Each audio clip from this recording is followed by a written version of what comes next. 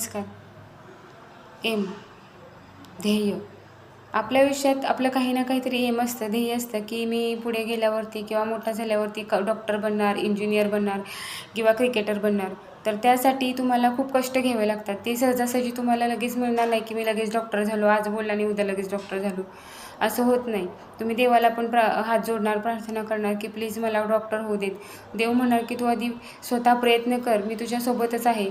तू प्रयत्न केल्याशिवाय तुला सक्सेस कुठून मिळणार आहे? त्यासाठी आत्ताच जीवापाड मेहनत करा, कष्ट घ्या. किती जरी तुम्हाला कष्ट पडले तरी कंटाळू नका. याचा रिझल्ट तुम्हाला खूप चांगला मिळणार आहे नंतरनं. आणि पैसा इन्व्हेस्ट करायला शिका. जेव्हा तुम्ही जॉबला लागाल किंवा बिझनेस एखादा टाकाल, प्रगती कराल, सक्सेस व्हाल, तेव्हा पैसा साठवून ठेवा. कारण की बॅकअपसाठी आपल्याकडे पैसा असणं खूप गरजेचं आहे. जर आपल्यावर कधी संकट आलं किंवा पैशांची गरज पडली तर कुणाला न मागता आपण बॅकअपसाठी जो पैसा ठेवला आहे त्याचा तुम्ही उपयोग करू शकता.